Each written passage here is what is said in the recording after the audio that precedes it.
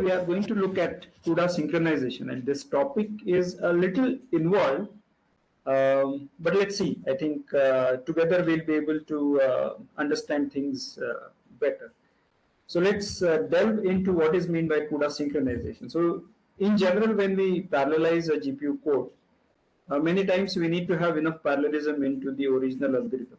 Right? So we say that if it is nicely data parallel or nicely embarrassingly parallel, then we'll be able to get large benefit. Oh, am I not audible? Okay, Yuvraj says am I not audible, but is there anybody who is able to hear me? I can hear you. Oh, I see. Okay, so thanks Sandeep and Pranut for confirming. Yuvraj, looks like something related to the speaker at your end. Okay, so I'll continue this. Many times when your algorithm is nicely parallel, you will get large benefits when you parallelize this on GPU. But not always our code is completely parallel. Sometimes our code might have some parallelism, and then there might be some sequential parts to the code. These sequential parts you can always execute sequentially either on the CPU or on the GPU. Either way is okay. For example, you can call the kernel with 1,1 and that will execute the code on the GPU sequentially. Why would somebody do that? Because your data is already on the GPU, you have already performed a lot of work on the GPU, and now you want to just perform some initialization or something for which you don't want to get the data back on the CPU. So you just invoke another kernel with single thread and you be done with it, and then continue with the rest of the processing, which might still be parallel. Sometimes it so happens that while you are processing, the number of threads that you have is large in number, but the number of memory locations that you touch could be smaller than the number of threads. In such cases, it's possible that the threads might have to coordinate with each other. Think about it this way, that let's say that all of you, let's say in your college, right, or in your company, you have, let's say, 1,000 people, and all of you want to check your emails, right, on a laptop. And I give you, let's say, 10 laptops for 1,000 people. Now, if I give you 1,000 laptops, everything is nicely data parallel. But if I give you 10 laptops, then you will have to coordinate amongst each other. You will have to, in some sense, design some sort of a protocol amongst yourselves to make sure that there is less chaos and more useful work that gets done. This coordination amongst parties or amongst threads in this case is called as synchronization. And CUDA provides, and even all the parallel languages provide some sort of basic primitives using which we'll be able to synchronize. But we need to develop our algorithms further. Sometimes we might have to build new protocols over the basic primitives that are supported. So that is what we are going to see and study today. The fundamental issue that comes up when you have 10 laptops and 1,000 people wanting to access it is that there is a possibility of a data race. What is a data race? Data race means that there are issues while accessing some common resource. Right? More technically, we say that a data race occurs if all of the following 4 conditions hold. One thing is there should be multiple parties, multiple workers, multiple threads. They all are accessing a common memory location. Okay. At least one of them is a write. That means that if all the threads are just reading, then it's not a problem. For example, if all the students are reading from what the teacher is writing on the board or whatever, there is some large display and all of the students are reading from it, it doesn't cause any problem for each other. The issue comes when some students are reading from the board and the teacher erases some part of the board. Right? So there is a read as well as a write, and that creates a data race. In a similar manner, when you are writing, when a thread is writing to a memory location and some thread is reading from it, at that time there is a data race possibility. And they should of course be executing concurrently. So if all these conditions hold, then we say that there is a data race. And that means that even if one of the conditions, one or more of the conditions is dissatisfied, then the data race cannot occur. I'll repeat this. Even if, because these 4 conditions are necessary for a data race, even if one condition is not true, then the data race doesn't occur. What that means is that if you have, let's say 1, 2, 3 true, and the 4th one is not occurring, that is the threads are there, but they are not accessing the common memory location, which involves one of the writes at the same time, they are executing one after the other, then there is no data race. Similarly, if you have all of these conditions true, 2, 3, 4, but it is happening in one thread, then big deal, there is no possibility of a data race, it's a sequential execution. Right? So all of these are necessary, and therefore to take care of data races, the avenues that we use essentially get rid of one or more of these.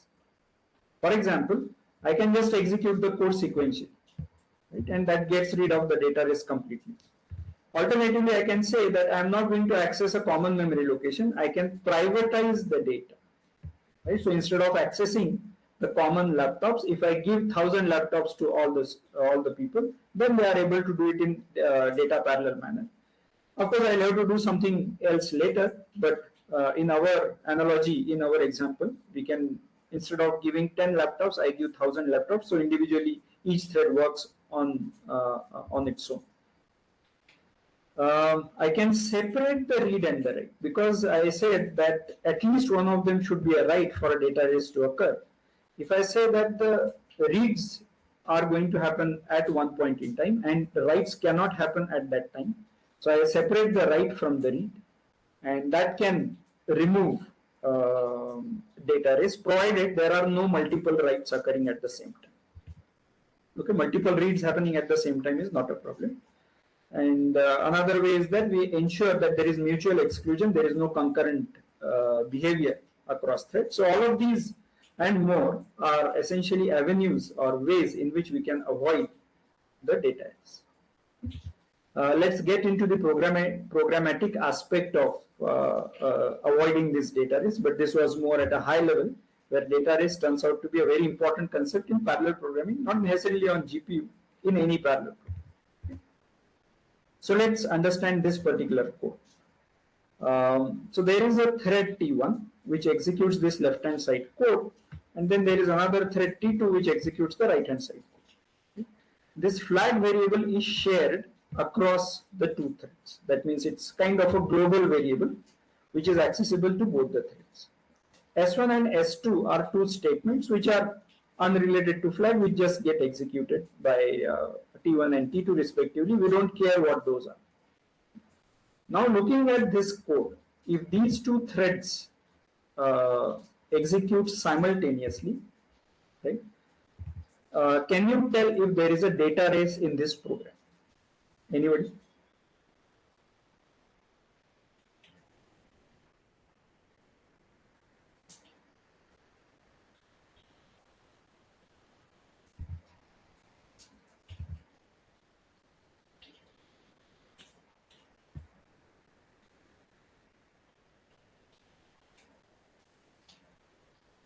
So essentially we want to check the, as far as S1 and S2 are concerned, we don't know what those are, and we said that those don't involve any flag or other shared variable, so ignore those. So the only shared variable is flag. Okay. Now we have to check that to this common memory location, are there two threads? Yes.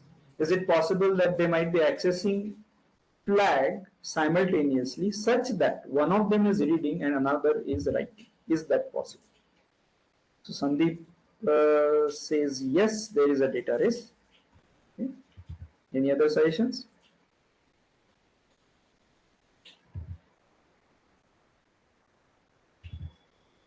So where is the data race, Sandeep? Elekia says no, there is no data race. Okay. Elekia, So, why there is no data race? Yeah, go ahead. When we are executing the while condition, so before that, like the flag is equal to 1, it is set by the T1, but it is accessed by the flag. So it is accessing there. But here in the T2 case, while it is accessing, and also at the end of the condition, the flag is equal to 0 is set by it. So both are reading and one of them is writing. Both are reading and one of them is writing. I see. I see. Okay. Okay. Okay. So Alekia, why do you say that there is no data? Sir, if flag equal to 1, thread 1 will execute. But if flag equal to 1, it will not go into the while loop by the thread T2. So it won't access the memory location of the flag. Okay. All right. So we have two parties, right? Sandeep's party and Alekia's party, right? So, and I didn't hear from others. So anybody wants to do +1 for Sandeep or +1 for Alekia? Or if you have a different opinion on the code. Yeah, as I said, these are going to be a little complicated set of stuff, and unless you pay attention, unless you are careful about the discussion that is happening in the class, you might miss out on some interesting stuff. Synchronization is an interesting stuff. Okay, Govind says yes, there is a database. Okay? To support myself, I can counter Elikia. Like even though while flag is like checking, but it has to access some memory. You know. Okay. Okay. Sure. All right. So let's understand what is happening. Our definition was that at any point in time, multiple parties should be simultaneously accessing a common memory location. At least one of them should be a write. Then we say that there is a database. What Alekia suggested is that when flag equal to 1 is being done by T1, this statement, is it possible that T2 is accessing the same memory location? Flag is a memory location, right? It's stored at some memory location. So while not of flag requires me to go to this memory location, read the value of flag, right? And then evaluate this condition. This requires me to read the memory location of flag, whereas flag equal to 1 by T1 expects me to write to this memory location flag equal to 1. Therefore, according to our definition, there is a data. However, I'll also say why Sandeep is also correct. The reason that Sandeep is correct is because, why there is no data race actually is because primitive types like flag, which is going to be possibly an integer or a character, or float or double, these are primitive types supported in the hardware, and hardware supports these reads and writes as atomic. Atomic meaning that there won't be any data race even if write and read happen at the same time, right? It will be read will happen first, then write, or write will happen first and then read if these are concurrent. But they won't like jumble up the data, right? The data race can cause issues, right? So no such issues happen because these primitive types are supported in hardware. If this would have been a structure, right? Let's say there is a large structure which contains different integers, arrays, double, character, etc. And then you are writing to some fields and reading some fields of that structure. Then it's possible that you might write some fields which are new, and then the reading might happen with respect to the old fields. So some fields might be read new, some fields might be read old, which is an inconsistent state of the structure. Then it will cause a problem. Right? So the reading of the structure is not atomic. It is not one shot.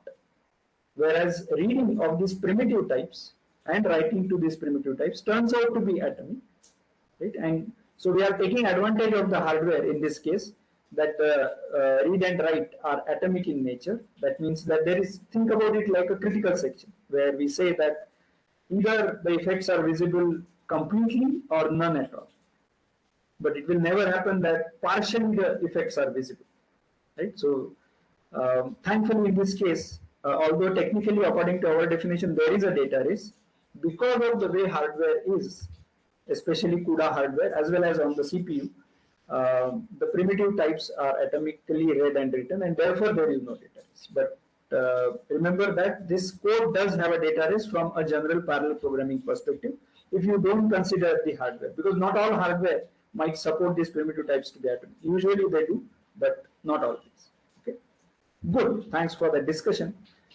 So if now I say that the reading and writing of flag is atomic, okay, as far as these two statements are concerned, this writing, this writing and this reading, there is no data race. But is there any other piece where there is a data race? So can somebody tell me now, with this renewed knowledge, that hardware read and write are atomic for flag? Now is there a data race?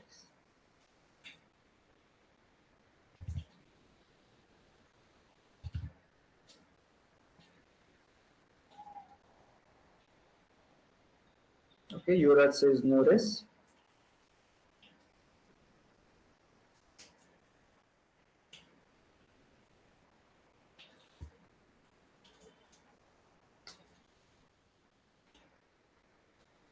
Okay, Sandeep also says no race. Okay, all right. So let's understand why there is no data race now.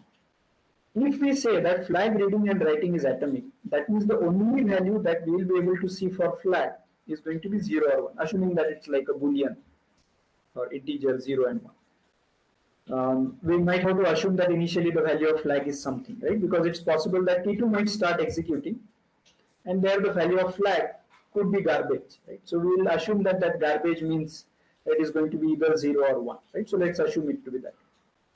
If that is the case, then if flag is either 0 or 1, then it's guaranteed that only T1 or only T2 will be able to execute the while loop, right? I mean, execute the while loop meaning only one of them will be able to pass the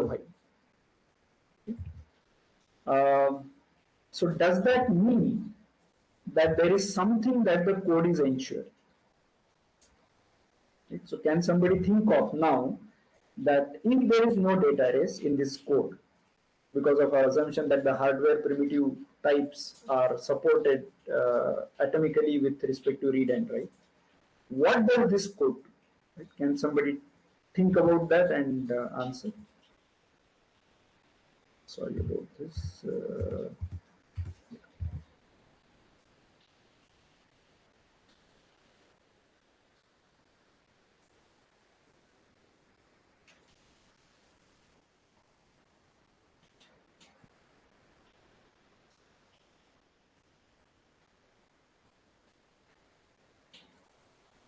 So it doesn't have a data race, that is okay. But what does this code ensure?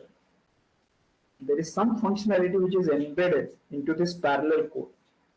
This has nothing to do with CUDA or CPU or some GPU or something. This is just basic concurrent programming. So we would like to understand what this does, and later we'll switch it to the GPU aspects, right? But it's important that we understand this part.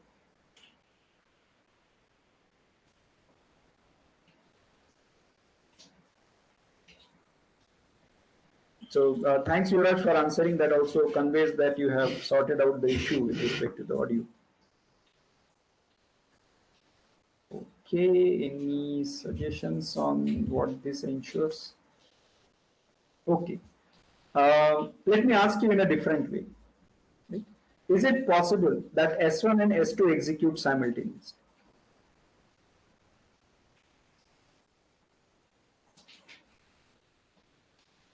Okay, Ilakia says no. Anybody else wants to say? Okay, Shaurya says no. They are synchronized, I hope. They are synchronized. Because one calls the other. One calls the other. I didn't understand that. Like if suppose if T1 is setting flag 1, then suppose if T1 runs first, then while flag the T2 may not run. Correct. Or if T2 runs first, then T1 can always run, I think. So there is something like this. I'm sorry, I didn't understand completely. Yeah, sure. So there is something which Sandeep was trying to say, and he's on the right track. There is a little bit of fine-grained reasoning that we'll have to give, but we'll come to that. So Govind also says that it is not possible that S1 and S2 execute simultaneously. So that is called as mutual exclusion. So we use locks on the CPU in parallel programming, And locks allow us to do mutual exclusion. That is, if one is executing, the other one doesn't execute, and vice versa. Yura says either of one thread will only execute. Okay. Okay. Let's understand. So there is mutual exclusion. That is actually correct. That there is mutual exclusion as far as S1 and S2 are concerned. These two cannot execute in parallel. Why? Because flag could either be 0 or 1 at any point in time. That is given in general. And therefore, if it is 0, then only S1 can execute. If it is 1, then only S2 can execute. If S1 and S2 need to execute simultaneously, and when flag becomes 0 by T2, when flag becomes 0 by T2, S2 has already completed execution. And therefore, S2 cannot simultaneously be running with respect in concurrent with S1. Similarly, when S1 is running, flag has to be 0, right? And if flag is 0, T1 is not setting it to true, right? Because we said that S1 is going to execute only when flag becomes 0. Only then this condition is going to be false, and therefore S1 will start executing. And the only way flag can be 0 can only be set by T2. Initially, the value of flag could be 0, but then T1 is setting it to 1, right? And therefore, the only way S1 can execute is when flag gets set to 0 by T2 at this stage. Okay?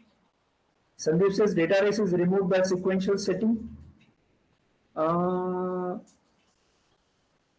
Yes, so the data race, since S1 and S2 cannot execute simultaneously, therefore there is a sequentiality of execution between S1 and S2, and therefore there is no data race if S1 and S2 are referring to a common shared memory location, okay, which we have not said anything about.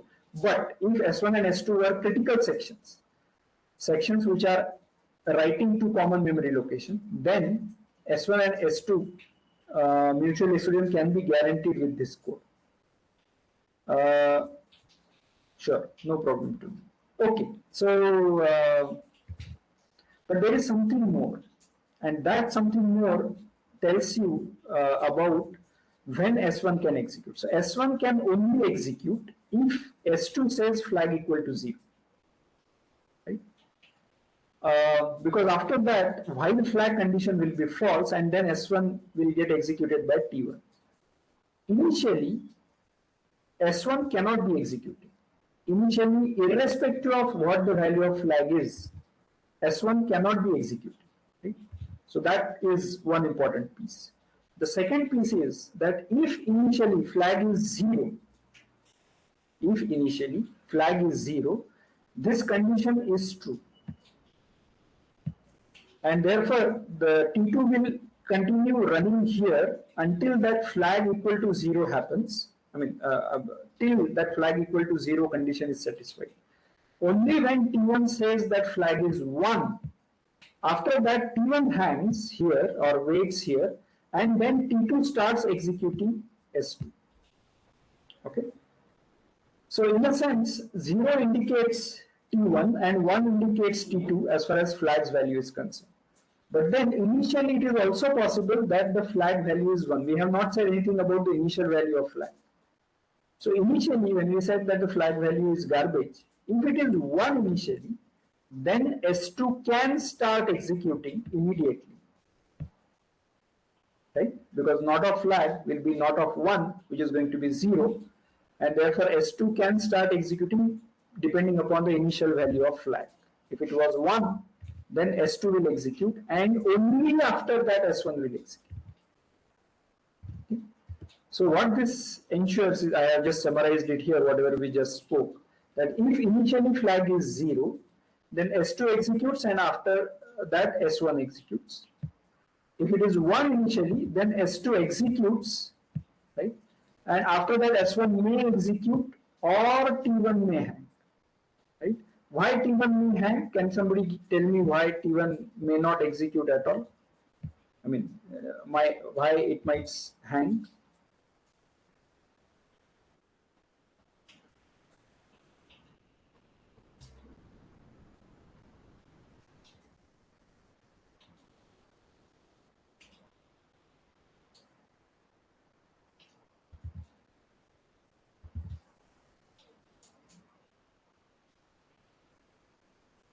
Okay, I'm not able to see any reactions.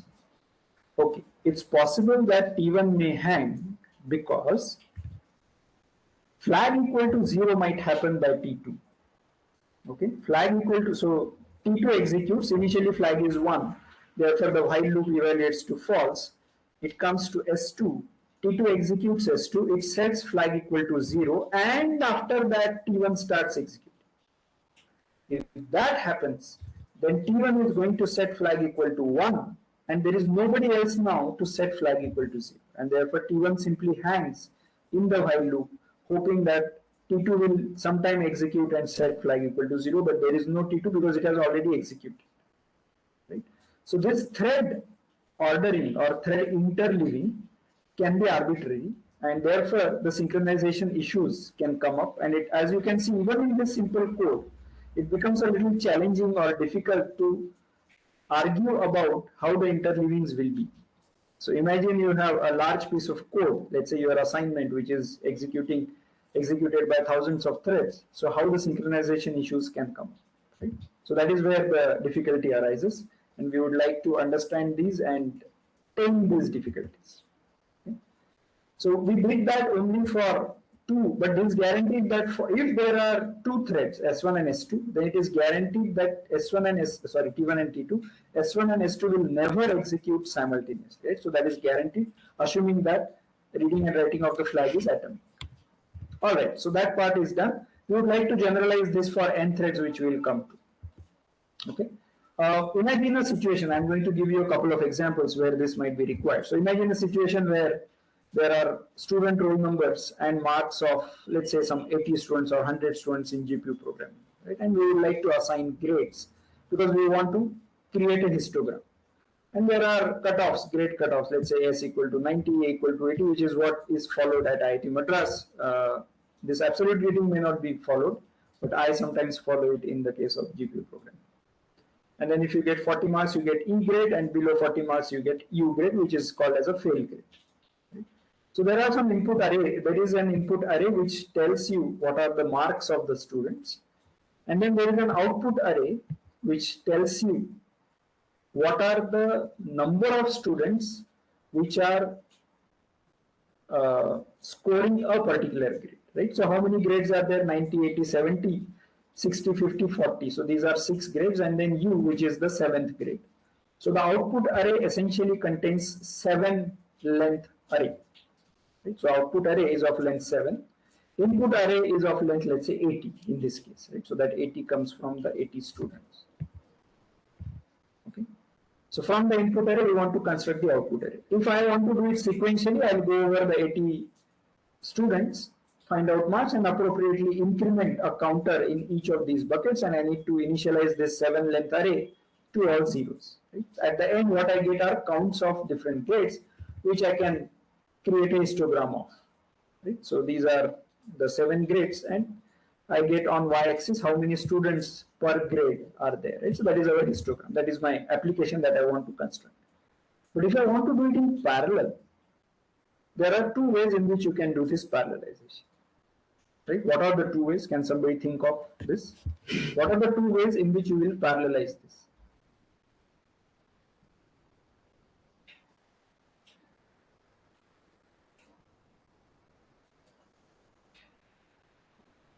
Split the data, perform parallelly, and after that, finally combine Okay. the results. You can start it with, as Alakia said, you can start it with, let's say, 80 threads. 80 threads are working on these 80 data items. So we have split the data across these 80 threads. Let each of them decide which bucket or the output array element should be incremented depending upon the value. For example, if the score is 76, I know that it should be a B grade, so I go to that particular bucket and increment the counter. Okay? So that is one way. Okay, that Alakia suggested. What is the second way in which you will do the parallelization? Yuvraj says using shared memory. Yes, shared memory can be used in this case, definitely. And thanks for reminding this from our last class. Yes, you can use shared memory, but that will be more like an optimization. It's primarily to reduce the latency towards DRAM. With respect to parallelization, there is another way in which you can. Can somebody think of that? Okay, I'll give you a hint. When we said that we are going to use this Elekia's method, that there are going to be 80 threads, right, working on these 80 data items, they need to coordinate with respect to the output array. Why? Because there might be two students who get the B grade, right? Or more than one student who get the B grade. If that is the case, they'll be writing to the same counter. They'll be writing to the same output array element. And that can cause issues. That can cause a data race. And that we would like to, yeah, so that is a hint which I would like to give. So there is another way in which you can do the parallelization. I'll wait for a few seconds in case somebody wants to catch it.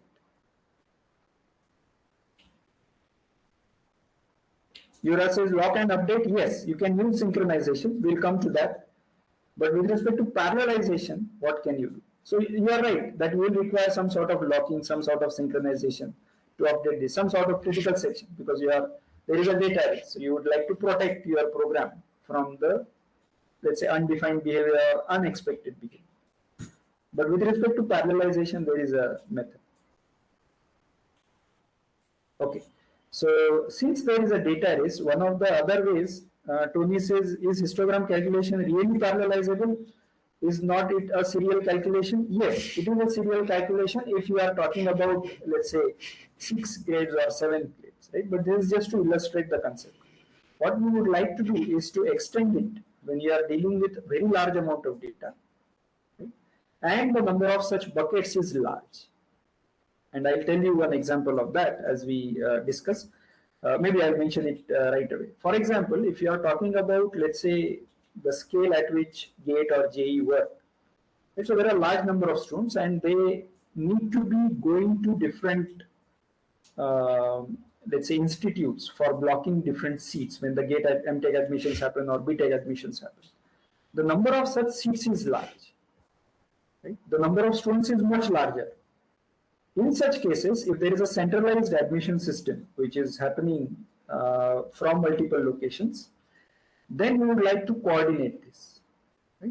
And the same concept also applies. So then the seats are getting blocked from different locations. Have you seen such a thing apart from JE or GATE admissions anywhere?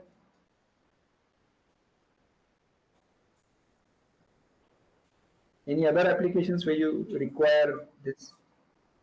Anna University counseling will happen like that. Sure. Yeah, Anna University counseling or most of the centralized admissions will happen in this manner where there are multiple counters at different locations and you would like to have all of them access the same database. But there is a different application which you can, yeah, Pranab has nailed it down, right? So the ticket booking, your IRCTC, as Alekia had suggested also, that is happening from multiple locations, right? But when you book it from one place, you cannot book the same seat from some other place. That requires coordination of two threads, which are one accessing it from Chennai, another accessing from Delhi. You cannot get the same seat from two different locations, right? How does that happen? Because there is a common memory location which is being accessed by these different locations. They are coordinating with each other. These are two different threads which are operating on not the same machine. They are operating on two different machines, but their database which they are accessing is going to be at a central location. Right? There are additional things that we do when we are dealing with this IRCTC like booking, but I'm just giving you this example so that it should come to your mind that no, I cannot, I mean, it doesn't happen that you are sitting at one place, one particular seat inside your train, and somebody else comes and says that, boss, I also have the ticket of the same number, right? And you will, I mean, this can happen, of course, just that the bogie numbers will be different. All right, so this is synchronization, and that is what we would like to do in this case also. So one of the other ways that I was suggesting is that you can have number of threads equal to the number of grades. So you can have just 7 threads in this case, and let 7 threads go through all the 80 student records. Right? That is another way of parallelization. It might be in addition, but there is another way of parallelizing. Why? Because this does not require any synchronization. The input arrays are read-only, so that means that 7 threads can read all these input arrays simultaneously. But when they are writing to the output array, all of them are writing to their individual memory location. So therefore, there is a synchronization performance trade-off that comes up in this case. So you should not always think only from the perspective of the input parallelization. Sometimes the output parallelization might turn out to be another way in which you might see the parallelism. Okay. Okay. So that synchronization requires us some sort of support from CUDA, which we'll get to in a couple of slides. Okay. The second example that I would like to discuss is, let's say we want to compute shortest path. So we are given a graph of, let's say, India, and we would like to compute the shortest path from Nagpur to every other city, right, in India. Why from Nagpur? Anybody has any suggestions?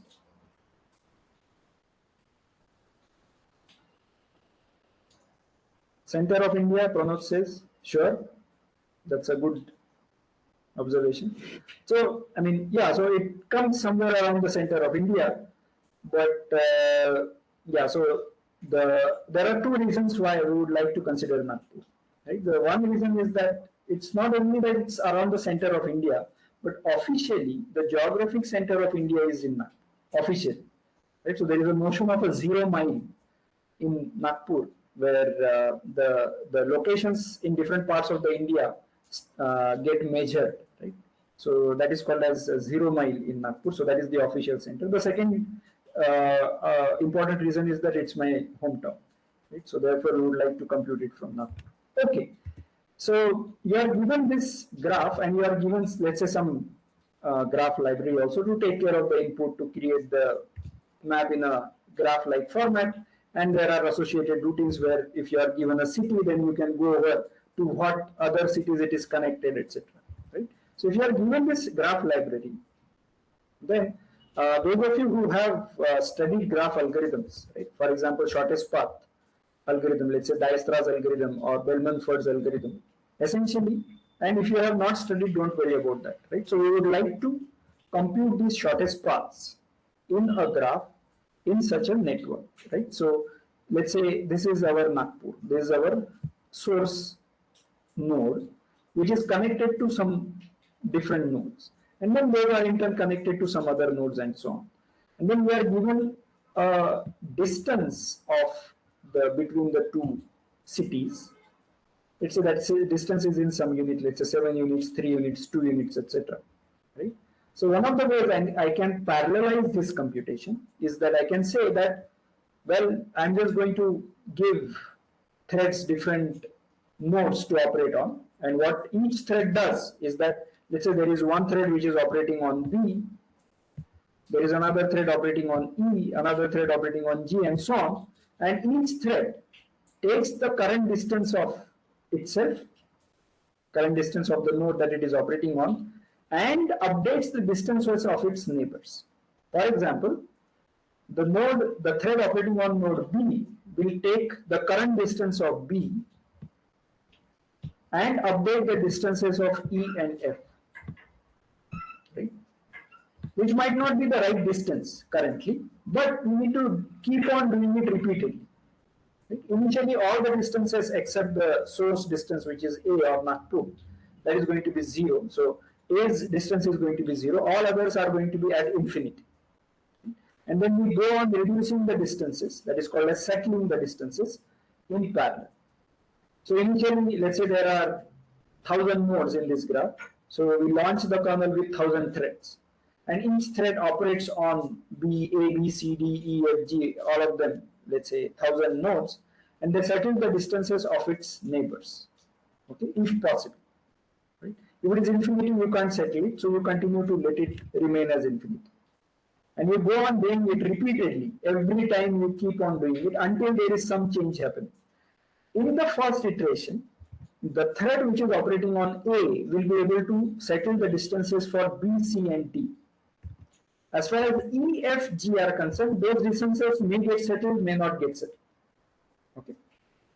In the second iteration, since BCD have their distances computed, neighbors of BCD will have their distances settled and so on. This is the information is propagating from A all the way towards the other nodes in the graph. All the other 999 distances are going to get settled slowly in different iterations. So you might require in the worst case 999 iterations. That is okay. I don't care how long it takes. But at least there is a progress which is happening here. It doesn't happen that somewhere it just gets stuck. Okay. So that is called as Bellman-Ford style of parallelization. And how do I implement it? Well, the implementation can look like this in our GPU setting, in our CUDA setting, where there is a kernel DSSSP, which takes a graph as input, and then there are distances. Let's assume for now that these are going to be only integers. Right? Initially, all distances are going to be infinity. And in each iteration, this DSSSP gets called from the CPU. So there is a for loop or while loop on the CPU. So DSSSP kernel is going to get called repeatedly. In each invocation, the distances of neighbors are going to get settled into this loop. How? Well, as a thread, I find out my ID, and let's say that the graph nodes are also numbered from 0 to n minus 1. It's 1,000 in this case, so 0 to 999. For each of my neighbors, what I do is compute the alternative distance. The current distance of my neighbor is distance of n, and I check if the alternative distance is less than that. What is alternative distance? Alternative distance is current node's distance, that is the node that I am operating on, right, plus the edge weight between the current node and the neighbor. Okay. If this alternative distance is smaller, then I update the distance of the neighbor. That's it. And I keep doing this processing repeatedly. I call this kernel repeatedly with the hope that at some point I am going to reach a fixed point. That is, all the distances are going to get settled. Right?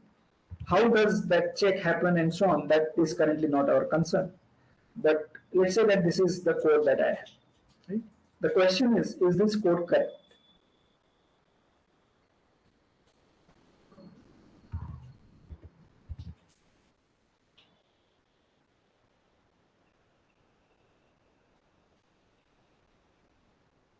Any suggestions?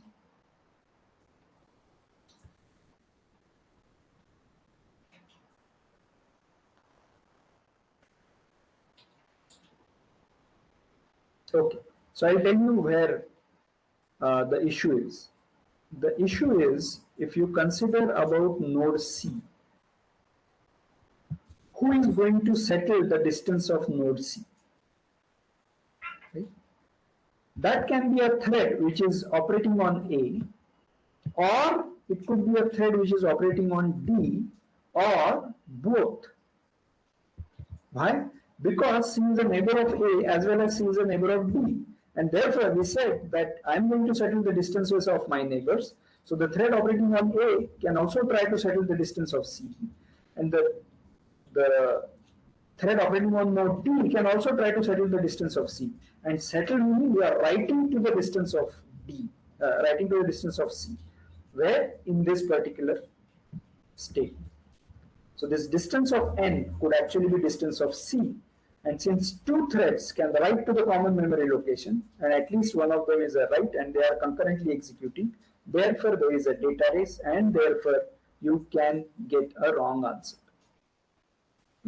So this is what is the issue in this case, which we would like to protect. So when we write this code sequentially, we don't think about these issues, but when we are writing it in parallel, when the synchronization requirement comes up, we would like to take care of this. Okay, so let's, with that motivation, let's come to there are three important ways in which we can do the synchronization across threads. One is the control flow and data flow. Second one is using atomic instructions, and third one is using barriers.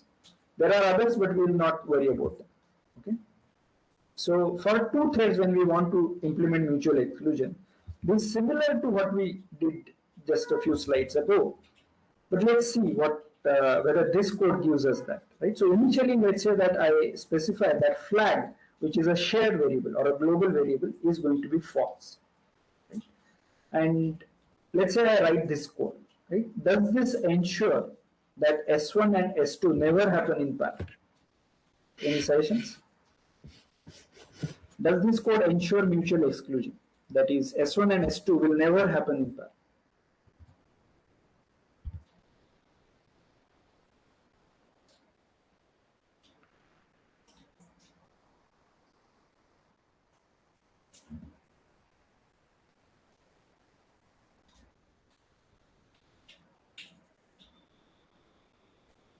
Okay, I am not able to see any reactions. If something is not clear, feel free to ask me. But because I mean, there's a little involved, but I think it's very important to understand this part. Okay, so let's assume Yuvraj says sync threads. We have not really studied that, so we'll worry about that later. Pranod says yes, because false means 0, so S2 will initiate over S1, right? So since flag is 0, this particular code, that is T1's code, cannot execute S1. S1 can get executed only when flag is 1, and that can only be done by S2, sorry, T2, and therefore it will never happen that S1 will start executing first. Right? And S2 doesn't have any conditions, and we have made sure that this is false, and therefore S2 will necessarily execute. Then it will set flag equal to true. As soon as flag equal to true happens, S1 can start executing, but by then S2's execution is over, and therefore we ensure that there is mutual exclusion. Right? In this case, it was asymmetric. That is because we said that only T2 or S2 will happen first, and then only S1 will happen. Is it possible that we can allow that whosoever comes first will execute? So S1 can execute first or S2 can execute first. Right? Can we ensure that? Can you write the code corresponding to that? Or suggest what changes we can make to this code?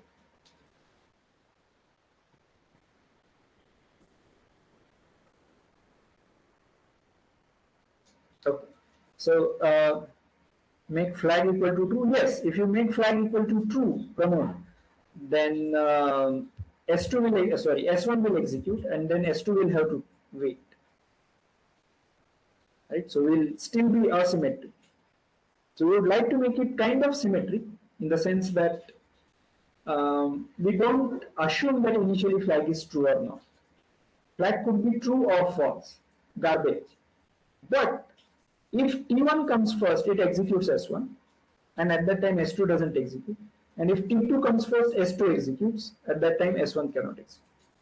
So we would like to ensure mutual exclusion, but we don't have to really wait for the other thread to execute. For example, currently, the way it is happening, T1 cannot execute S1 until T2 has executed S2.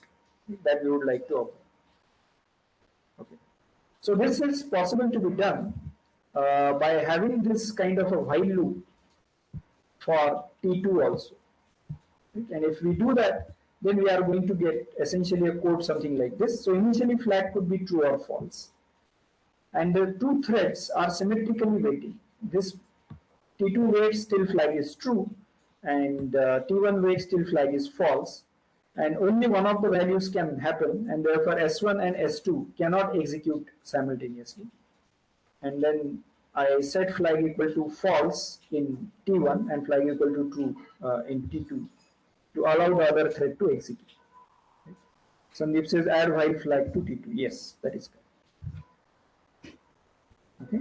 Any questions on this?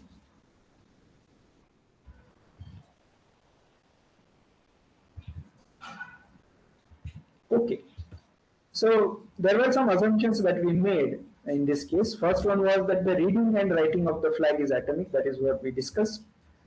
And we also assumed that both the codes execute their codes.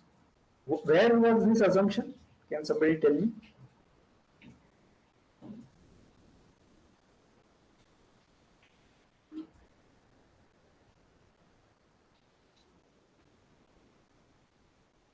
Yeah. So, Tony, the question is that we made an assumption that both the threads execute their codes. That is, both the threads are executing. Where will we make this assumption?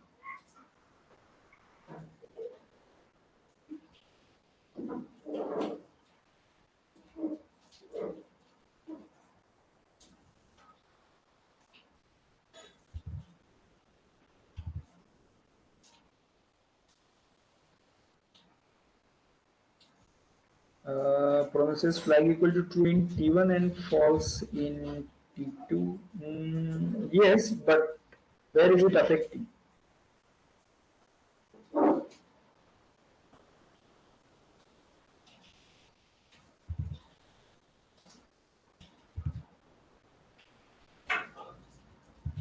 Okay, I'll tell you where it affects, right? So let's say that T2 is not executing at all. Right? T2 doesn't execute, right? And initially the value of flag is false. T2 doesn't execute and initially the value of flag is false. What will T1 do? T1 is going to say not of false, which is going to be true, and therefore it will wait.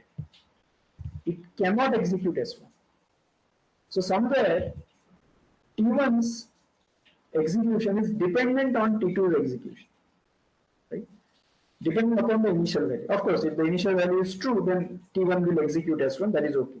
In a similar manner, symmetrically, if flag is initially true and T1 doesn't execute, then T2 cannot execute S2. That also is going to be the case. And therefore, there is some sort of interdependence, and therefore, we assume that both the threads execute their codes, right? So that S1 and S2 actually execute. Mutual exclusion is one thing, but that the code actually executes is another thing. Okay, I didn't understand your question, Sandeep. When mutually exclusive?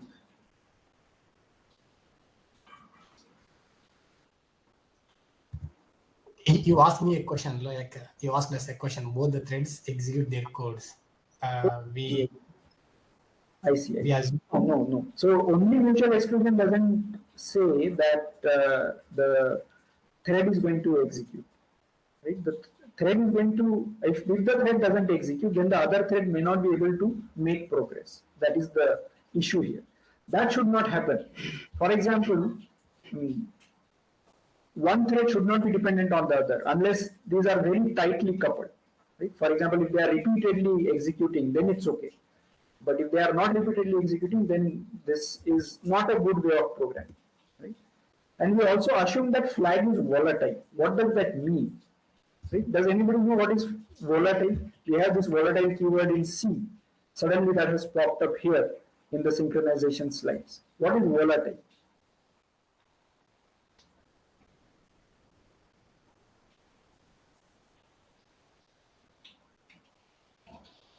Yura says if one thread hangs, will it not hang the entire program? If one thread hangs, the other threads can still continue. Right? So one thread is just repeatedly executing the same part, whereas the other threads may execute. It's possible. Yes, but you will not make progress with respect to whatever that thread is doing. So if there is some later part of your program which is dependent on what this thread does, yes, then it's possible that you might not make progress and your a.out might hang or your a.exe might hang. That's possible. Tony says tells the compiler to access the variable from memory every time the variable is accessed.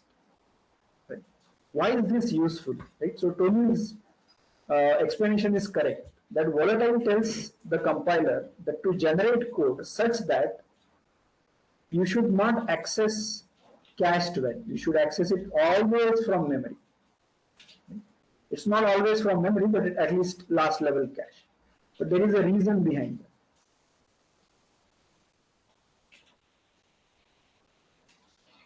Where is that coming into picture? Okay. So in the interest of time, I will mention this. So if you look at this particular code, let's say just T1's code. We know that it is parallel code, but the compiler doesn't know. I mean, you can write this code in C and you can compile it with GCC. Right? Pranod says can take both 0 and 1, so flag is volatile. No, not that way. I'll explain that.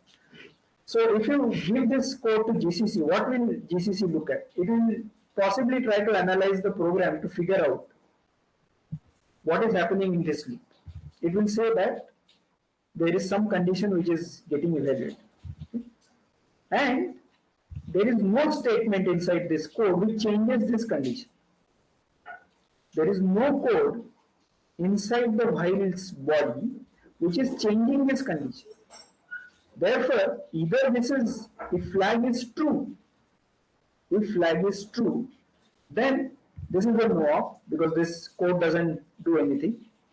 If flag is false, then we will infinite loop. Okay? Only from a parallelization perspective, this makes sense, right? So the compiler, whatever it is thinking, that if it is doing nothing, it can remove it. If it is an infinite loop, it's an erroneous program anyway. So the compiler may make some decision based on this. Okay? In contrast, we are saying that no, this is a parallel program and compiler should not optimize it away. Why will the compiler will optimize it away? Because it will say that, oh, this is just repeatedly reading the value of flag and flag is not getting modified. So the hardware can generate a code such that, the hardware can execute it in such a way that flag is kept in cache and I'm just going to read the value from the cache itself. Right? Now let's say that thread 2 starts actually executing and it updates the value of flag. Where will it update the value of flag? Well, it can update it in its cache or it can update it in main memory. But will that be accessible to thread T1? It will not be, because for thread T1 it's a read-only variable. So it can assume that it is going to be in cache and just go on reading it. This caching gets avoided if you mark the variable as volatile. It tells the compiler to generate code such that hardware at runtime will not cache it or cache it in a last level cache such that it is accessible from all the cores, so that if you update from one thread, it should be accessible from the other. Typically it means it in the DRAM, but that means that your optimizations that you were able to do, the compiler, when it assumed it to be a sequential program, those optimizations will not be done for accessing flag, right? So that is what is the meaning of volatile. Okay. In general, we would like to convert this into an API like lock, which will allow us to use just the lock API instead of actually getting into this particular way of implementing control and data flow. Right? But we should know what is happening inside lock, and that is why this discussion is important. Okay. So for two threads, we would like to implement this lock and unlock methods. Right? So the way it happens is that let's assume that both the threads should execute the same code, although they can access something based on their thread ID. So that is allowed. Right? And they should not use any primitives like atomics or barriers in the code as supported in CUDA or other ones. Right? So thread IDs are 0 and 1. Let me try to make this code work. Right? So the lock code implements it like this, where I have a local variable, me, which says that this is my local ID, and the other thread is 1 minus local ID. Right? So if I am 0, the other one is 1. If I am 1, the other thread is 0. Because I am saying that the same code should get executed by both the threads. And I use a flag array. Flag of 0 and flag of 1, two length array, to which I set to true, that I am interested in entering a critical section. I am interested in entering some code which should be executed in mutual exclusive manner. Right? And I wait till other thread is interested in entering. Right? So I mark myself as I am interested in entering the critical section, but I give priority to the other thread. That I am going to wait till the other thread is interested in entering the critical section. So let the other thread enter, and then only I will execute.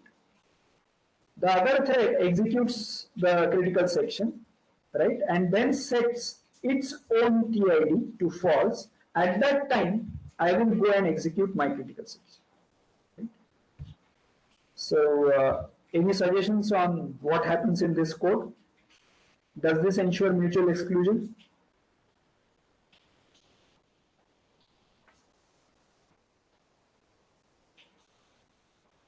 So the same code, this code gets executed by both the threads in parallel. Okay, the lock, then the critical section, and then unlock. Critical section is arbitrary, but lock code, then critical section, and then unlock.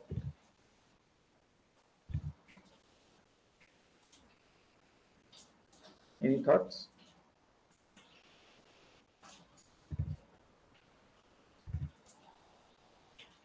Okay, so is it possible that both the threads execute simultaneously? Right? Okay, there is a suggestion from Sandeep. Is lock a function? Are we defining it? Yes, we said that we would like to have it as an API, as a function, and therefore we would like to implement this as a function, lock as API, unlock as API, and in between there will be some critical section. Similar to what we do in parallel programming or operating system code, lock, critical section, unlock. So how to implement that lock is what we are looking at.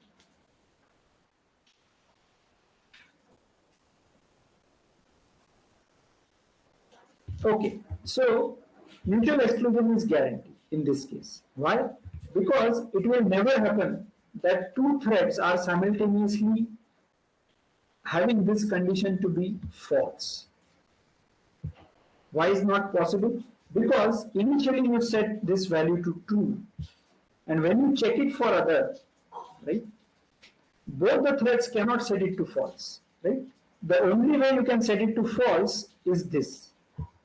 When the thread has executed the critical section, or when the thread has not even entered the critical section, right? So initially flag could be false.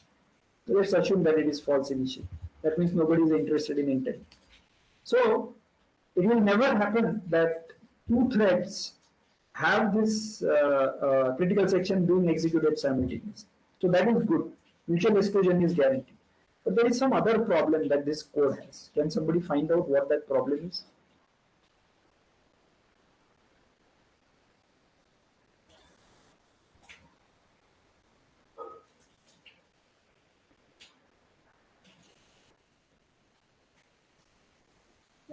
Flag of, for example, if you take TID is 0, me as 0, flag of 0, we are setting it to true. So what will be the flag of others? Will it take some value? If the other thread is not executing at all, by default, initially it will be false. So therefore, thread 0 can execute. But if thread 1 has come and is executing and it has set flag of me equal to true, so flag of 1 equal to true will be there. And therefore, thread 0 should wait for it. And that is how we ensure mutual exclusion. Yeah, Yuvraj is saying something. When thread ID equal to 0, then what?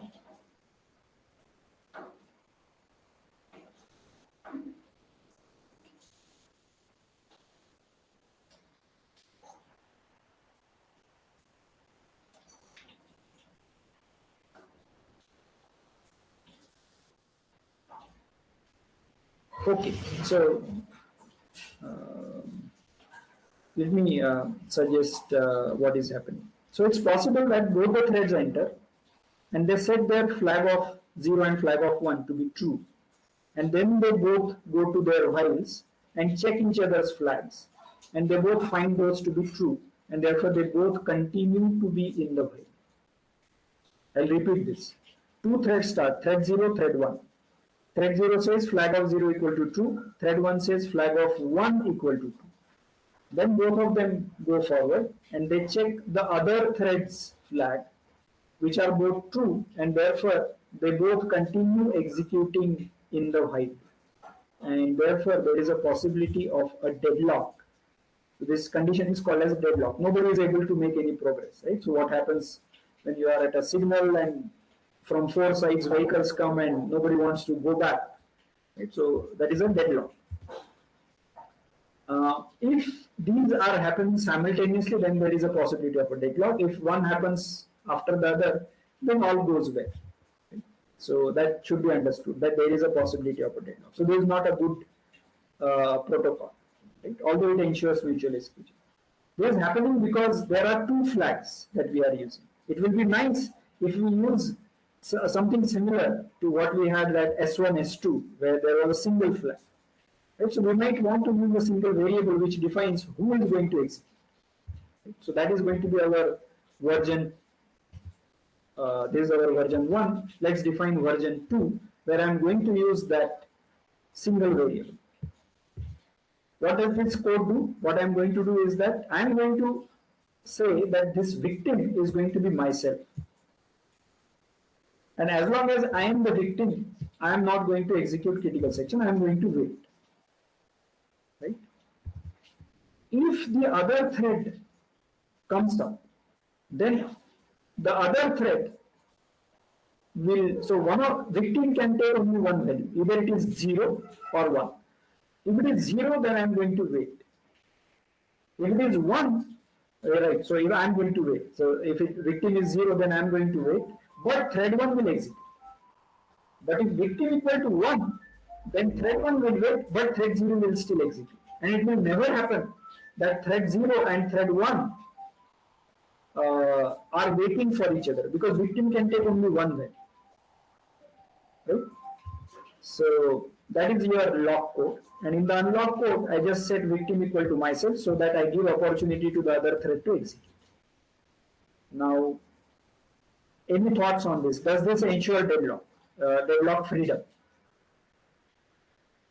And is there any other problem with this code?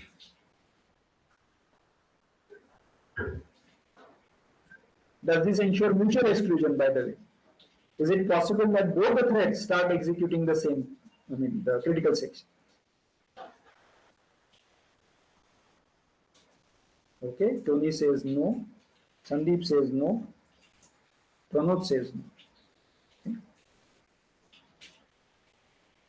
All right, so yeah, you are right that it ensures mutual exclusion. It will never happen that two threads are going into the critical section at the same time, because victim can be only one of them. And if victim can be only one of them at any point in time, that means only one of the two while loops will evaluate this condition to false, and therefore only one of them will ensure that critical section is going to get executed by only one of them. So that part is okay, and there is no deadlock also, because victim will take either 0 or 1.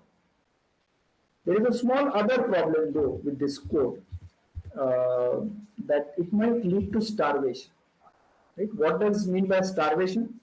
Starvation means that it's possible that I am interested in entering the critical section, right? So, but I set victim to myself, and then I am waiting for the other thread to come. But maybe the other thread never comes, and therefore I might starve.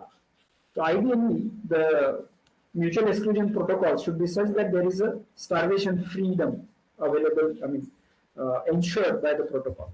That means that if there are no other threads, then I should just go ahead. Right? This protocol doesn't ensure that, this version 2, although it avoids the deadlock. Okay, so we are going to mix these two, the flag method which had the deadlock and the victim method which avoids the deadlock freedom. That is going to get mixed up in a code which I will show now. So we still have two flags, we still have one victim, and then we use both these conditions. What are the conditions? I say that I am interested in entering the critical section, and I want to give importance to the other thread.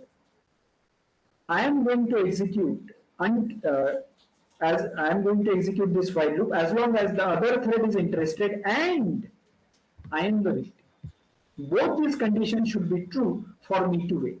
So I am going to strengthen the condition that if the other thread is interested in entering, that is, it is actually executed this line of its own code, and I am the victim, then only I am going to wait. If the other thread has set this to true, that is flag of 1 is true, and I am not the victim, then I just go ahead and execute. Or if I am the victim, but the other thread says that it is not interested, then also I don't wait, because that means that the other thread is not interested in entering the critical section. Although victim is me, I am going to be the only one who is interested in entering the critical section. Let me go ahead. There is a two-threaded version, right? So that is what is essentially the two-threaded mutual exclusion protocol. In this case, the mutual exclusion is guaranteed. It does not lead to deadlock. The algorithm is starvation free. The flag indicates if a thread is interested, victim equal to me gives importance to the other person. In Hindi or Urdu we say pehle aap, right? So that is what this victim is ensuring. This particular protocol is called as Peterson's lock. Okay? It's only for two threads, and you can see that we have to do a lot of jamela only for two threads. What happens when there are n threads, right? So there is a Bacon's algorithm, which is an extension of this, which we are not going to study, which ensures it for n threads. But for n threads, we'll study something which is provided in CUDA, the atomics and the barriers, right? So that is what I'm coming to, but if there are any questions, we can take those up now.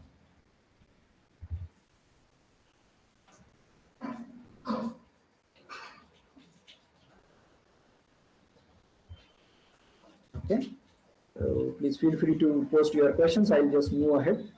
Let's come to atomics. Right? So what is meant by an atomic? Atomics are essentially primitive operations, small operations, whose effects are visible either completely or none at all. Right? What does that mean? That means that either that atomic instruction has been executed or it has not executed. But you cannot say at any point in time that the atomic instruction is getting executed. That is, it is in progress, right? So that you cannot say. Right? So there are multiple variants that get supported in CUDA: atomic cache, atomic minimum, atomic add, etc.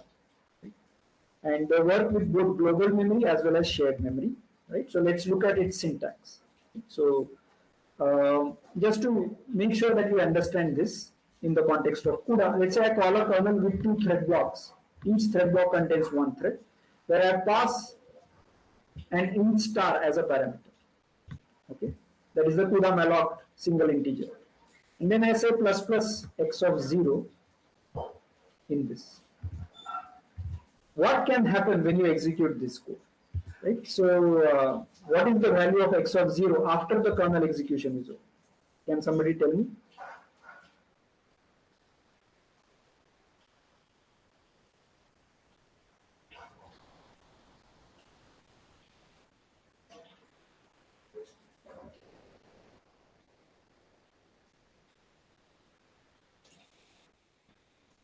I don't see any responses. So we expect this. Okay, Pranod says 1. Sandeep, yeah, sorry, I didn't mention that, but yeah, initial value, let's assume it to be 0. Yeah, thanks, Sandeep, for asking that. Yeah, the initial value is 0, let's say. Pranod says plus plus x. Yeah, it could be, no, not plus plus x. Plus plus x will just increment the pointer. What we want to increment is the value contained inside that. So plus plus star x, let's assume it to be that. Govind says 0. Okay. Okay, so let's understand what can happen. Okay. So it's actually the case that you can see the value to be either 1 or 2. We expect it to be 2, but the value could be either 1 or 2. It will not be 0. The reason why that happens is that plus plus x of 0 is actually not a single instruction. There is a load where I load the value of x of 0 inside a register. I increment the register and then I store back the value into that memory location. Right? So that is a typical sequence of instructions that get executed.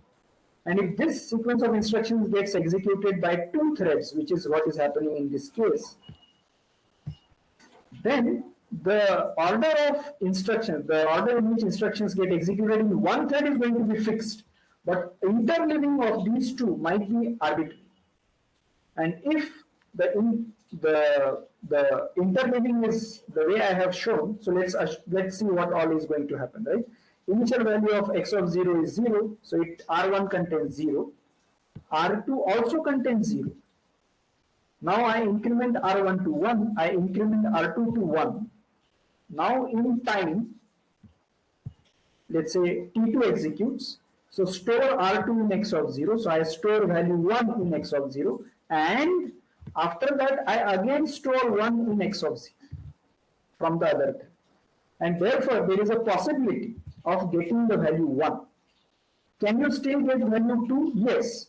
If thread 1 completely executes and then thread 2 executes, or vice versa, then you can get the value 2 also. Is it possible to get 0? No. It will never happen that you will get the value 0. Okay? Alright, so this is a problem, and this is what we would like to avoid using atomic instructions. What happens when you have the configuration as 1, 2 rather than 2, and I'll leave you with that question. This can happen in, sorry, I think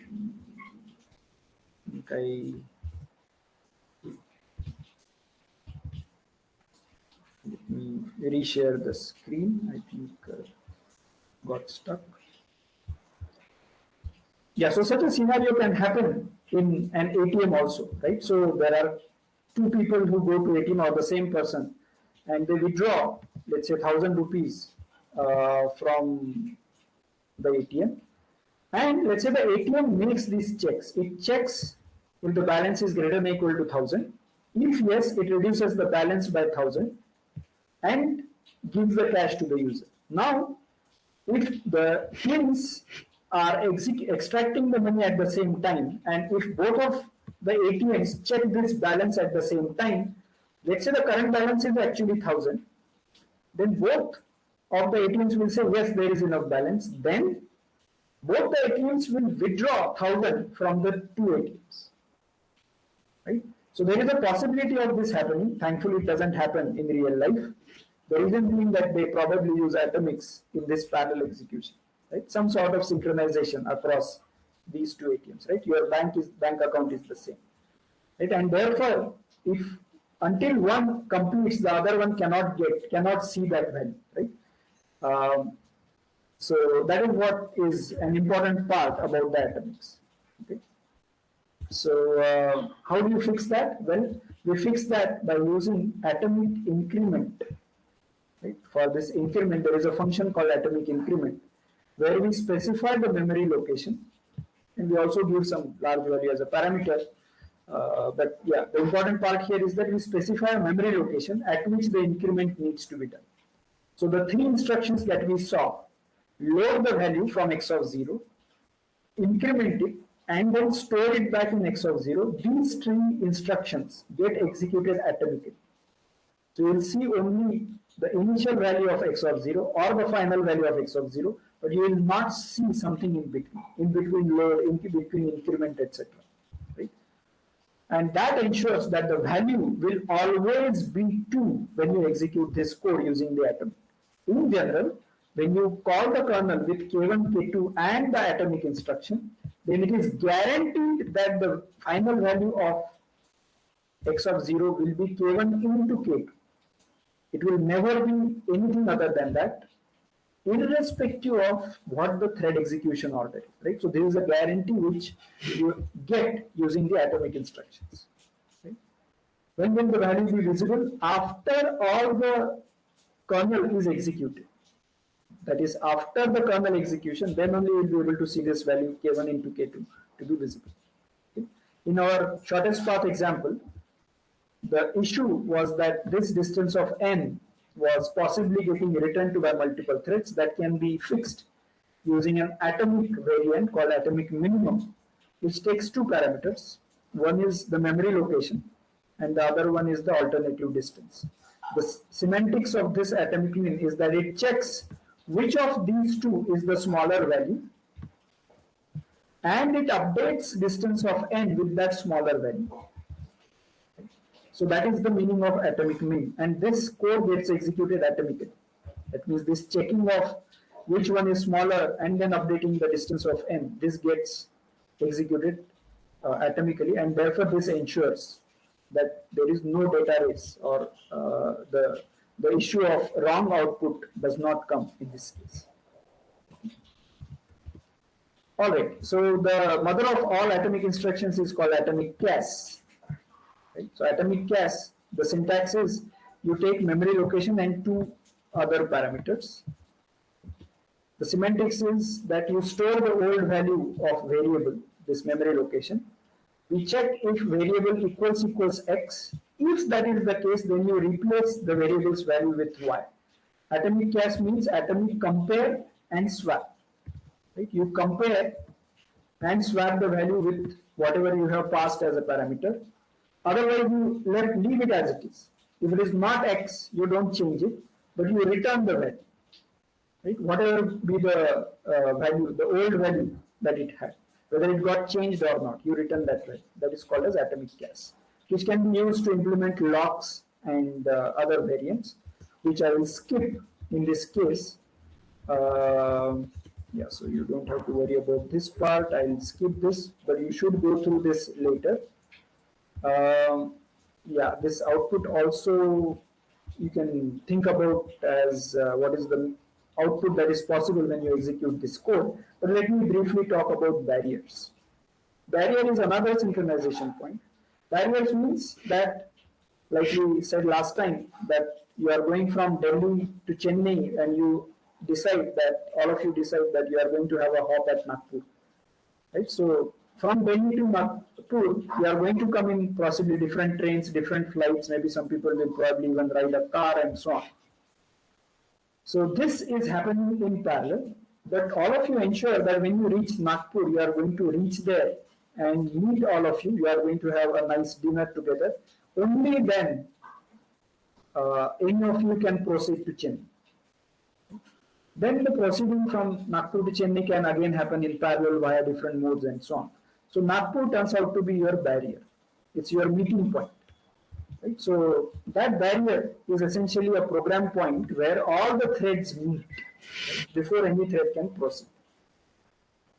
The end of the kernel is anyway an implicit barrier, which means that all the GPU threads are going to meet there. There is a grid.sync is supported in GPU. This grid is of a particular type, that is the kernel is associated with a grid. So all the threads inside the grid, all the threads which are running currently for a kernel, they can come to a barrier. At the thread block level, that is 1024 threads or 512 threads, there is a function called synthreads, which is supported, which does synchronize or implements a barrier only for those 1024. And I will show you pictorially how it looks like. How about barrier within a warp? Well, those threads are always executing in a SIMD fashion, in lockstep fashion. So they are always barrier synchronized. You don't need a separate barrier across two threads which are part of the same warp. Right? For example, if you have such a code and you have S1, which is vector of ID equal to ID, then there is a barrier which is thread block level barrier. And then there is some other instruction S2 to be executed. If y-axis is time going down, S1 is executed by different threads of the thread block in parallel, or different warps of the thread block in parallel. S2 can also get executed, but as far as S1 and S2 are concerned, for the same thread block, they can never execute in parallel. So that means that whatever writing you are doing as part of S1, that is guaranteed to be visible to S2 when the same thread block is executed. That is, if there is some thread which is executing S1 and some other thread which is executing S2 of the same thread block, even if it is different, it is guaranteed that S2 cannot happen before any S1's finish. Okay? So that is ensured. But as far as across warps are concerned, across thread blocks are concerned, it's possible that S2 and S1 might execute simultaneously. They can happen in parallel if they are belonging to two different thread blocks. So synthreads is for a thread block. All the threads within a thread block are going to meet at this point. If you want all the thread blocks to synchronize, then we will have to use grid.sync. Okay. So yeah, I'll skip this part. Yeah, and you can think of various ways in which you can perform. For example, there is a maximum element that I want to find out. You are given an array of elements, right? And different threads are given these different elements. Let's say, talk about our 80 marks in the class, right? And you want to find out who is those, what is the maximum marks in the class. Right? One way is that you go sequentially, but now you want to compute this in parallel. So how will you do it? Right? So can somebody give me a suggestion how you will compute the maximum marks in a class where you have 80 parallel threads, each one is holding one particular mark? Any suggestion?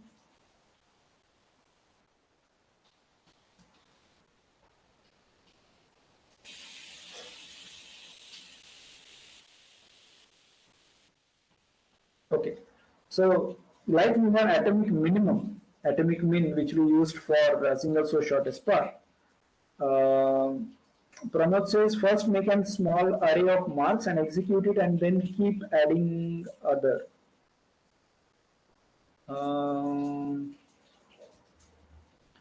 Yeah, I'm not sure. Will this avoid the race and this will not cause any race?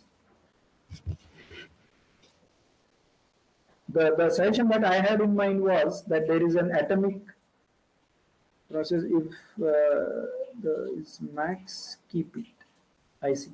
But note that this is happening in parallel, right? So when you are writing to a max element, that max is going to be returned to by multiple threads, right? So for example, the initial value of max is, let's say, 0. And now there are two marks, 10 and 20. And both the threads say check if their marks are above 0 or not. And they both end up writing to this max, right? Because 10 is larger than 0, 20 is also larger than 0. So they both might end up updating at the same time. And if you are lucky, 20 might get be the last value that gets written. But if you are unlucky, then 20 might get written first, which might be overwritten by 10. Yours says loop through the array and push the higher number to the front. Yes, but that looping through the array is sequential processing. That is possible. The other way I was thinking is that since all the threads anyway know their own values, they can use an atomic instruction to update the value. And interestingly, in CUDA, we have an atomic max also, similar to atomic min in the shortest path example. So they can look at the current value of max and the array of TID. And you just do atomic max of both of these from all the threads, and at the end of this computation, the max variable will contain the max value.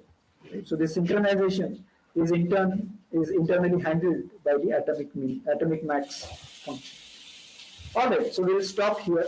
There are more slides, but we'll stop here, and you can take a look at those slides later and ask questions. Yeah, if there are any questions, we can take those up now.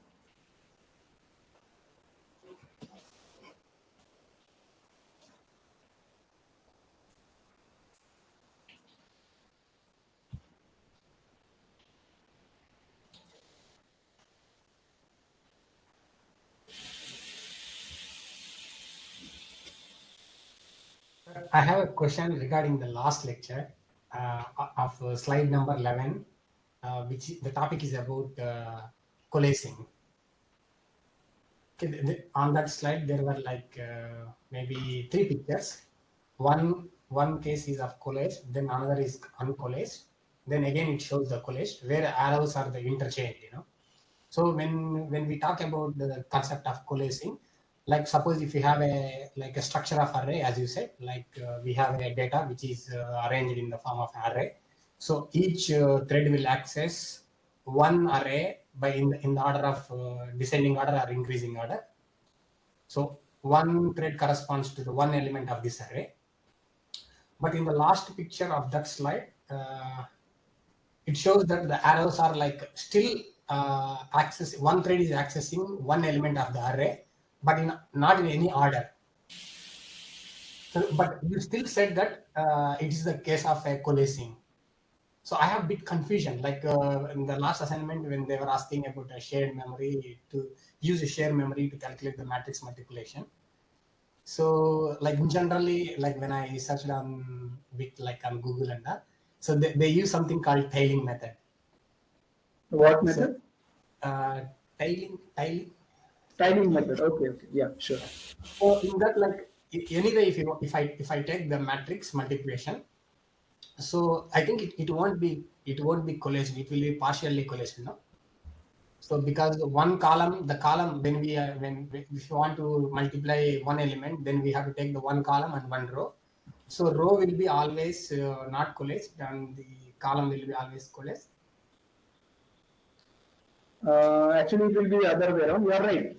That so the row is going to be, so it's a row measure order in CUDA, similar to C, and therefore it is going to be coalesced for the row, but not coalesced for the column. That is correct.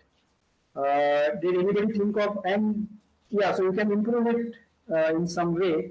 Did anybody think of any suggestions in this front, that how can you improve the coalescing?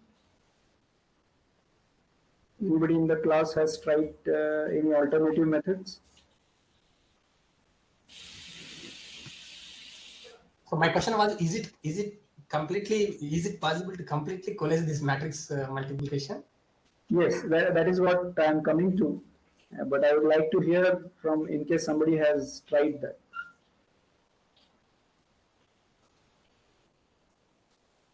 Okay, And I don't. also, I would like to ask one more question. Yeah, yeah. Let me You are saying, finish this part. Yeah, so I don't see any reactions. So one of the ways in which this can be done is that you transpose B.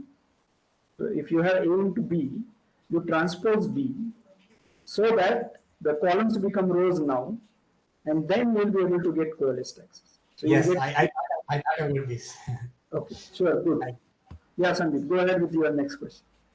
The next question, they were again minimize the degree of divergence. What does that mean, sir? Like I'm very new to these things, so I'm asking. Yeah, I think we could not cover divergence in our class because of lack of time. But divergence occurs when different threads of the warp, they want to execute different instructions. Okay? So because of single instruction, multiple data, hardware doesn't allow threads to execute different instructions at the same time. But you can write such a code, right? So for example, I'll just write it in this chat. So let's say that I have such a code. If thread idx.x less than 15, then S1, else S2. Right? There is some code which I can write. Now, what will happen with respect to the 32 threads of the first one? So 0 to 14 threads, right, approximately half of the warp, they are going to find this condition true, so they want to execute S1, and the remaining part want to execute S2. This is called thread divergence. This is never going to happen. That is, different threads of the warp are not going to execute different instructions, right? Although it is supported in some of the latest GPUs, but the current GPUs, we do not have this condition satisfied. When this condition is satisfied differently, true and false for different parts of the same warp, different threads of the same warp. Because of this, the hardware, the way it executes is that it takes 0 to 14 threads for which the condition is true, executes S1, and does not execute any instruction for threads 15 to 31. Okay. So that means that half of the warp, almost half of the warp, is going to be unutilized when S1 is getting executed. Once it finishes execution of this S1 for these 0 to 14 threads, then it masks off 0 to 14 threads, it enables 15 to 31 threads, and it executes S2. At this stage, the amount of parallelism you have is approximately half warp again, and you are losing on parallelism because of this. So this problem is called as thread divergence because now there is sequentiality of execution. So that is what is degree of thread divergence, means that you would like to reduce it as much as possible. By default, when you access, all the threads are accessing parallel elements of the array. They are all executing the same instruction, A of id equal to id. There is no problem. There is no divergence. All the threads are executing exactly the same instruction. and therefore thread divergence does not occur, or degree of divergence is 0. Whereas it can, if it is increasing, then it's possible that you might have more sequentiality in your code, your parallelism reduces, your performance reduces. Thank you, sir. Thank you. Yeah, no problem. So I have one more question, Yeah. not regarding this one. I mean, if you have a time. Yeah, good. So suppose, sir, like until now we were giving the instructions and we were doing computations on a single GPU. Okay, like my computer has only one GPU graphical card unit, and I'm doing with it. Suppose like on the cluster it won't be like this. On suppose IIT Madras cluster or anywhere else, like you will be having a multiple GPU cards. Then how do we change our code? What are the changes that will happen? And Yeah, so yeah, we may not be able to cover this part, but there is a, I just mentioned to you, CUDA set device function. CUDA set. So you can write a code something like this, the way I have mentioned in the chat. So you can set by default it's the device 0. So devices, the GPUs get numbers from 0, 1, 2 like that. Right. So by default it's the 0 device that gets set. And therefore when we do CUDA malloc, CUDA memcopy, etc., that is with respect, and kernel call, that is with respect to the first GPU. If you have two GPUs, the device IDs are going to be 0 and 1. So you do CUDA set device 0, execute your code, it will go on device 0. Then you do CUDA set device 1 and you execute your code, it will go on device 1. So that way you will be able to do a multi-GPU process. There is more to it, but this is the basic part that I have mentioned. okay, sir. So could you please suggest me any books for this introduction to graphical computations? I mean, I know that you are already this content is good, but like Introduction, what computations? No, like using graphical computations. Graphical Like computation. Yeah, I mean GPU computations. Oh, GPU computation. Oh, I see. People use, I mean, there are some books which are available if we see, I mean, if you search for, but yeah, we typically, I mean, initially there used to be this Wenmehu's book, Wenmehu and Kirk's book, Programming Massively Parallel Machines.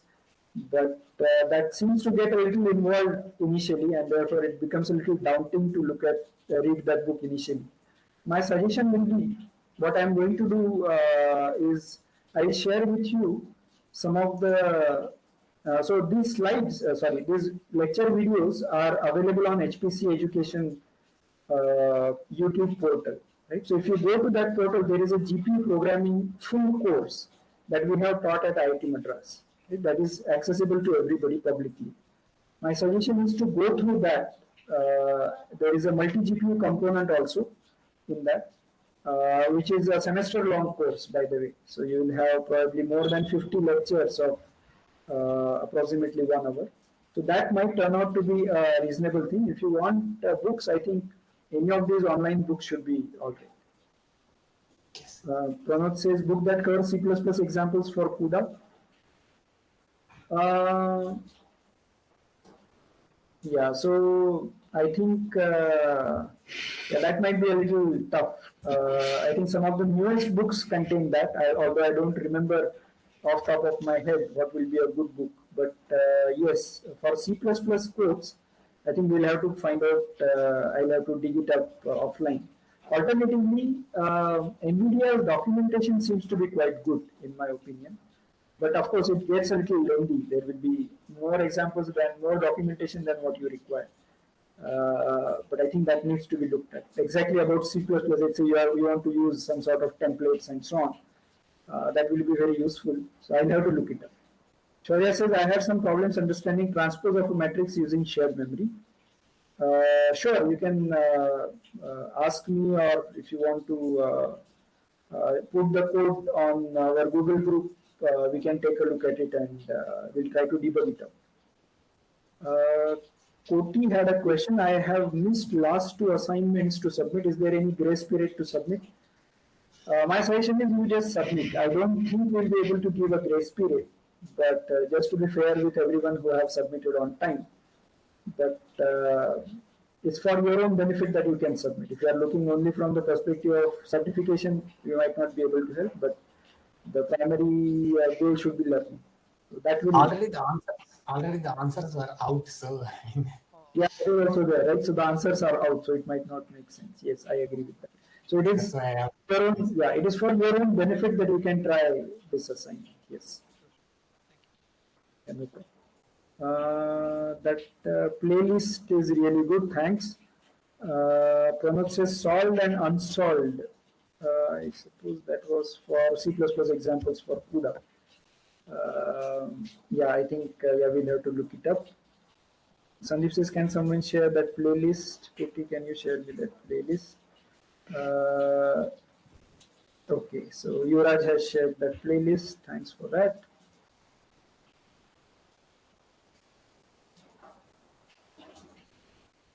Yeah, so I hope that is useful for everybody. Any other concerns?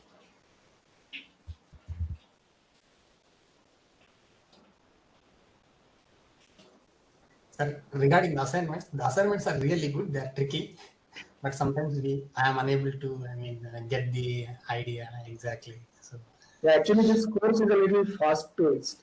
As you can see in this link that is shared by Yuvraj, it is actually a semester-long course. Of course, we are just taking some small portions of that, and therefore the assignments might be a little challenging as of now. But I also recommend that uh, irrespective of this course, you spend some time after the course is over so that you will be able to get some benefit out of this. And you can discuss it on the group as well as you can mail me and I will be able to help. So, Pramod has a question which is +1 by Koti. When is this course going to repeat? We'll have to see depending upon the schedule. We'll have to, since this summer break, I was able to hold this course, but we'll have to see this. We'll try to do that. As I will need to get certified and this time I'm not able to finish the assignment. uh, yeah, we'll try to offer this course again in future and we'll have certification. We'll do that for you guys. Sure, no problem. But please give me some time. Might happen in next couple of months, but we'll try that. Sure. Yeah, Any yeah, sure, sure, because I will need some time to brush up with the coding part because I am very new to this coding aspect and I am very reluctant to learn this CUDA programming. I was digging for such course for a very long time period. I was really unaware that from where to start, how to start. So at last I got this one and I just enrolled it without looking the prerequisites. Now when I went through the HPC education website, I got to know that okay, I have to complete at least one course and the data structure course before going through this particular course. So during that time frame, I will try to finish all those courses and yeah, no problem. We'll try to offer this in future. And yes, we'll inform on the NSM events website, on NSM events Google group, so that you will be able to take. okay, sir. Thank you, sir. Okay. Any other concerns, questions?